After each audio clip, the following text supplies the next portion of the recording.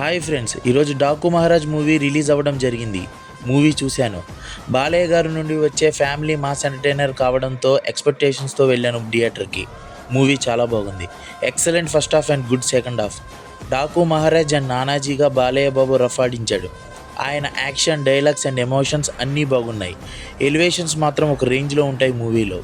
ఆయనకి ఉన్న God of masses ట్యాగ్కి న్యాయం చేశాడు మూవీలో. మిగతా యాక్ట్రెస్ శ్రద్ధా శ్రీనాథ్ యాక్టింగ్ బాగుంది. చిన్న పాప వైష్ణవి చాలా బాగా చేసింది.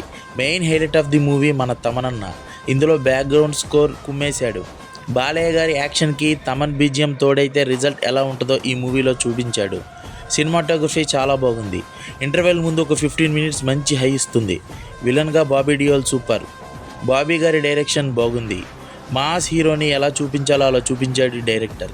నాగవంశీ గారి ప్రొడక్షన్ నుండి మంచి హిట్ వచ్చిందని చెప్పొచ్చు. ఫ్యామిలీ ఆడియన్స్కి కూడా ఈ మూవీ చాలా బాగా నచ్చుతుంది. సంక్రాంతికి సూపర్ హిట్ కొట్టారు మన బాలయ్య. సో ఇంకెందుకు లేట్, మీ దగ్గరలోని థియేటర్స్తో ఫ్యామిలీతో చూసేయండి.